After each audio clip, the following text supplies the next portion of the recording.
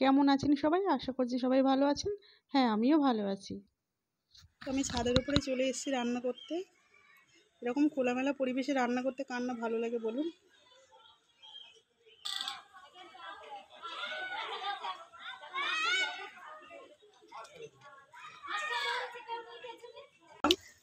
আর ডালটা হয়ে এসেছে, এবার আমি এর মধ্যে টমেটো দিয়ে দেবো, যেহেতু টমেটো দিয়ে আর ডাল দিয়ে রান্না করব। তো এবার আমি টমেটোটা দিয়ে দেবো।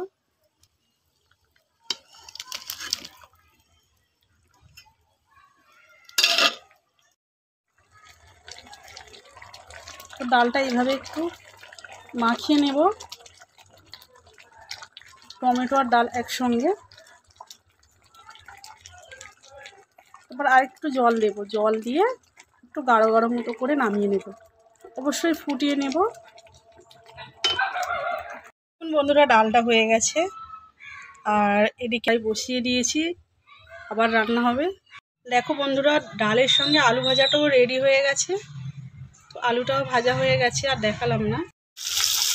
দেখুন বন্ধুরা, এই মাছ ভাজাটাও বসিয়েছি। তো এটা আমি বেগুন দিয়ে রান্না করব। এই যে এখানে বেগুন কেটে রেখেছি, বেগুনটা দিয়ে রান্না করব।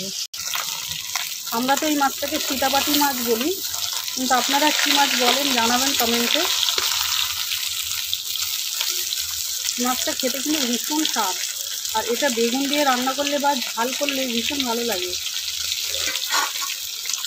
তো আমার বেগুনটাও সিদ্ধ হয়ে এসেছে।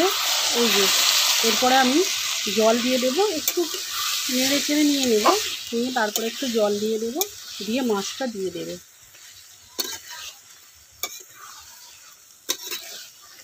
আর এর মধ্যে দেখুন মটরশুঁটিও দিয়েছি।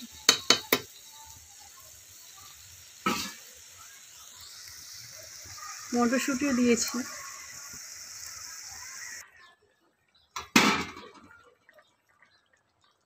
এই দেখুন মাছগুলোও দিয়ে দিয়েছি। তো এই জলটা ফুটে গেলে, ফুটে গিয়ে একটু শুকিয়ে যাবে, তারপর আমি নামিয়ে নেব। অল্প একটু জিরে গুঁড়ো দিয়ে দেবো, দিয়ে নামিয়ে নেব।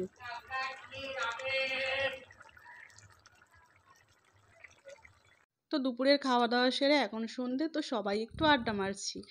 আর এদিকে ইভান নিচে খেলা করছে।